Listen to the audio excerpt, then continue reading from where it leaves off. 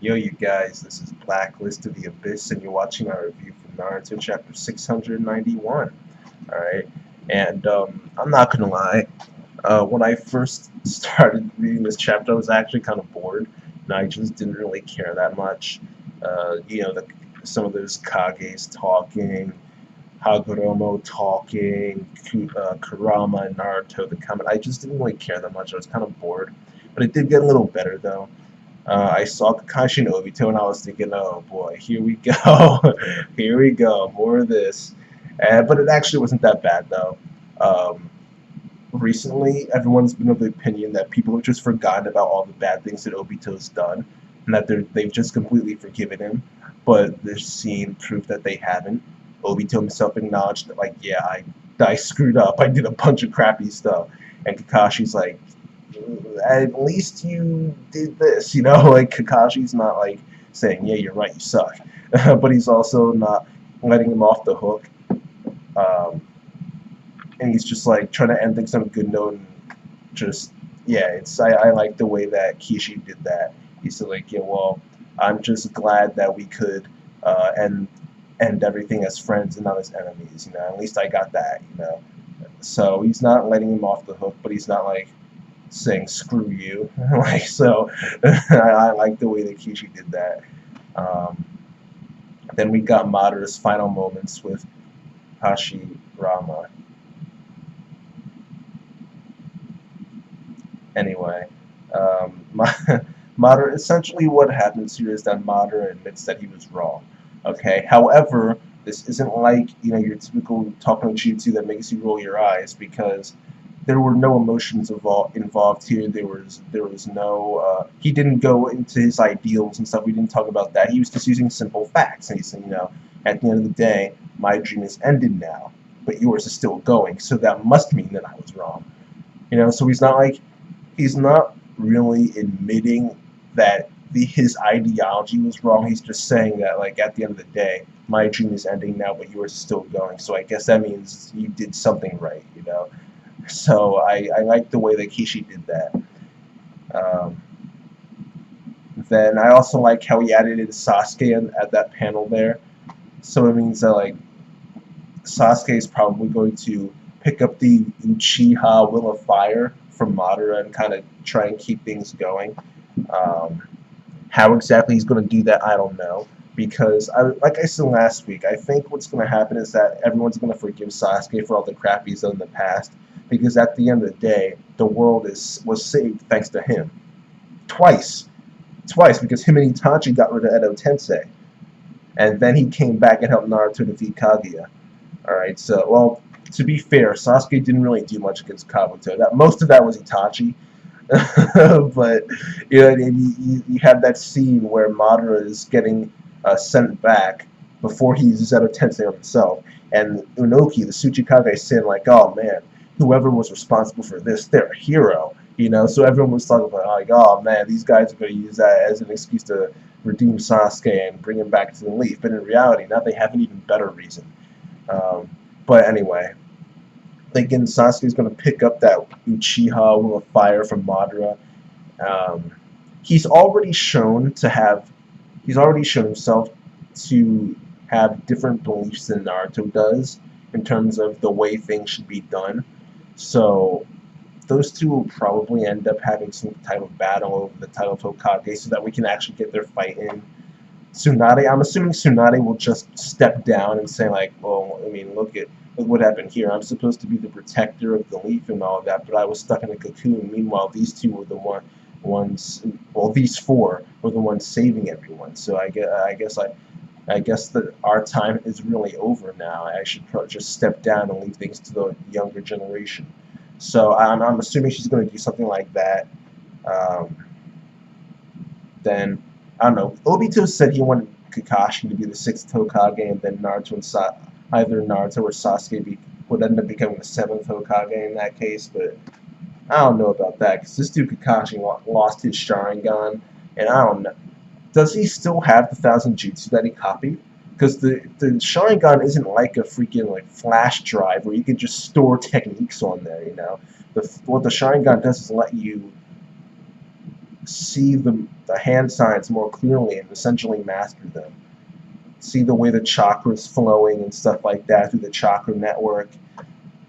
So, I mean, that's what the Sharingan does. So as long as Kakashi's already memorized the hand sign, because that's all he really needs, the hand signs. So as long as he has a good memory, he should be able to use most of those 1,000 jutsu or something, you know? He just needs to remember the hand signs that went into the stuff.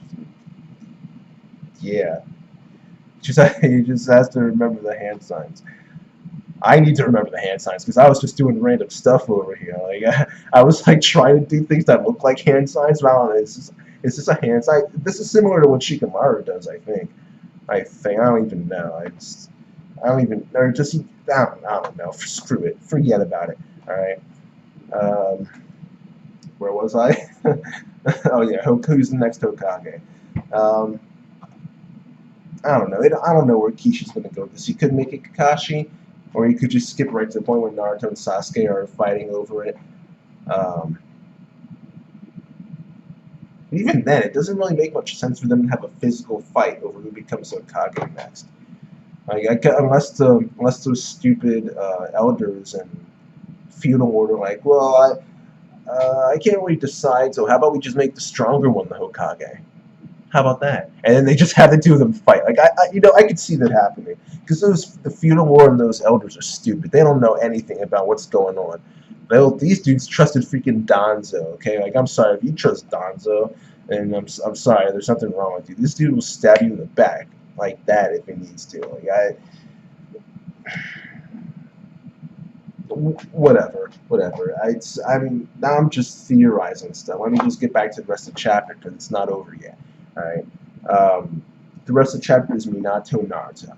All right, and these two are talking because the Sage of the Six Paths, Hagoromo, has control over the paths, and one of those paths is the 7th path, which is the path of life, which is the one that the Rin Tensei technique belongs to.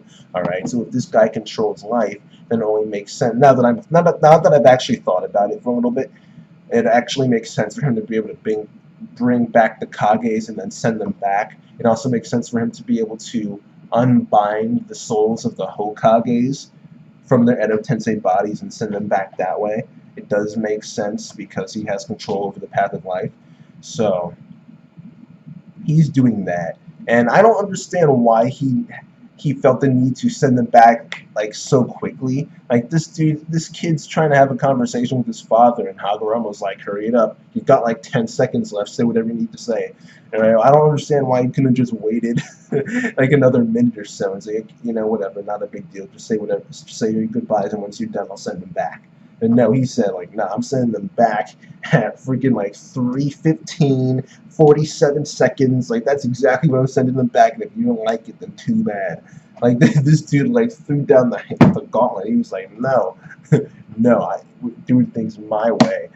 But whatever. I understand why he did it though, because if he did, by he I mean Kishi, not Hagoromo. I understand why Kishi wrote it like that though, because if not, then it would be such an awkward goodbye. Like they would just be like standing there, like, "Oh, I guess this is goodbye." Yep, yep, yep. So see you then, I guess. Like I can't hug you because I don't have arms. Like it would just get so awkward at the end. Like okay, you know, you just get awkward. So yeah, I understand why Kishi wrote it that way. Um, but yeah, that's I like how all the stuff Naruto was saying was directly referencing things that Kushina said. Like Kushina told, or like as she was dying and she was over Naruto as a baby, she was telling him stuff like telling him to eat right and stuff like that. And Naruto's saying like, "Oh, I don't just eat ramen." You know, they were directly referencing, or he was directly referencing stuff that Kushina said, and that includes finding a girl that is like her. All right.